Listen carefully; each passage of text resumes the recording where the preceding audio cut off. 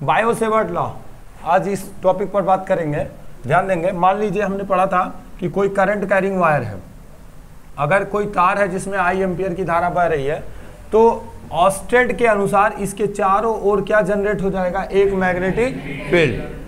हम जब bio Savart law पढ़ते हैं तो इस लॉ से हम ये समझ पाते हैं कि जो मैग्नेटिक फील्ड जनरेट होगा उसकी वैल्यू कितनी होगी। तो मान लो कि एक करंट कैरिंग वायर है, उसका एक छोटा सा सेगमेंट है जिसकी लेंथ हमने क्या मान ली है, डेल्टा एल। ठीक, इस सेगमेंट के थ्रू आप चाहो तो इसके राइट साइड में एक पॉइंट है P, चाहे तो आप लेफ्ट साइड में एक पॉइंट ले लो P डैश। इन दोनों पॉइंट पर intensity of magnetic field find करना है। जैसे intensity of electric field find करते थे किसी आवेश के कारण किसी बिंदु पर वैद्युत क्षेत्र की तीव्रता E बराबर 1/4πε0 Q/r²। वैसे ही किसी करंट कैरिंग चार्ज वायर के थ्रू किसी पॉइंट पर जो मैग्नेटिक फील्ड प्रोड्यूस होगा उसका मैग्नीट्यूड कैसे निकालोगे, तो उसके लिए क्या करना है, ये डिस्टेंस मान लो r, चाहिए r डैश, जो भी डिस्टेंस आप लोगे, इस साइड में भी r ही डिस्टेंस ले लो। अब ध्यान दो, धारा कहाँ बह रही है, ऊपर की तरफ, करंट ऊपर की तरफ है, तो राइट हैंड पाम रूल लगाते हैं, दाएं हाथ का हथेली नियम नंबर 1। ठीक है, अब 1 या 2 है जो भी है। अब देखो इसमें करंट कहाँ फ्लो कर रहा है, ऊपर की तरफ, और जो अंगुलियां हैं उस दिशा की ओर इंडिकेट कर रही हो जहां मैग्नेटिक फील्ड का डायरेक्शन बताना है, उस बिंदु की ओर संकेत कर रही हो जहां चुंबकीय क्षेत्र की दिशा ज्ञात करनी है। तो अंगूठा धारा की दिशा में हो गई, अंगुलियां उस बिंदु की ओर संकेत करने लगी जहां चुंबकीय क्षेत्र की दिशा ज्ञात करनी है। तो हथेली, ये हथेली है, इसके लंबवत धक्का लगने की दिशा चुंबकीय क्षेत्र की दिशा को बताएगा। तो देखो कहां लग रहा है धक्का, अंदर की ओर। और देखो मैग्नेटिक फील्ड जब अंदर होता है तो हम क्रॉस बनाते हैं, क्या बनाते हैं, क्रॉस। और जब मैग्नेटिक फील्ड बाहर होता है, अब यही देखो इस पॉइंट पर निकालना है तो हाथ नहीं चेंज कर देना, हाथ वही रहेगा। धारा कहां जा रही है, ऊपर की तरफ, अंगुलियां उस बिंदु की ओर संकेत करें जहां चुंबकीय क्षेत्र की दिशा ज्ञात करनी है।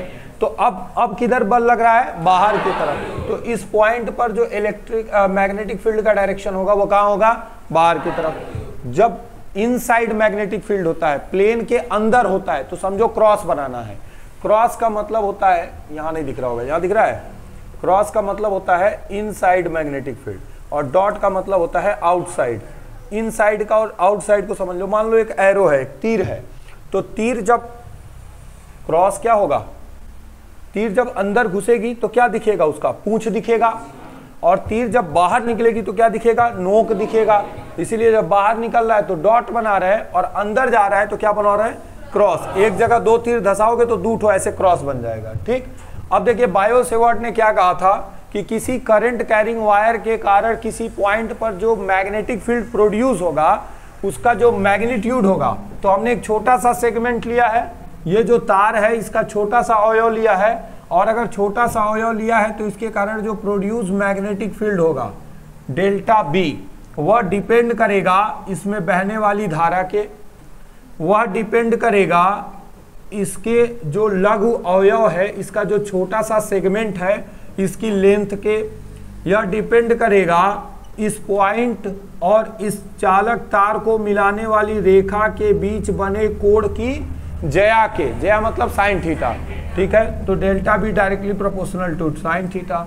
और इस करंट कैरिंग वायर से ये जो पॉइंट की दूरी है उसके वर्ग के व्युत्क्रमानुपाती, inversely proportional to distance from this wire to this point.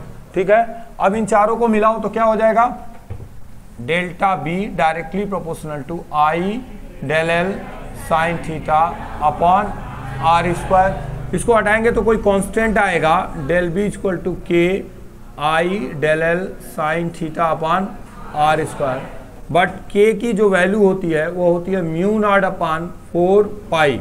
इसको रख दीजिए तो डेल्टा बी इक्वल टू क्या हो जाएगा, mu naught upon 4 pi I del L sine theta upon r²। इतना मैग्नेटिक फील्ड प्रोड्यूस होगा उस करंट कैरिंग वायर के थ्रू।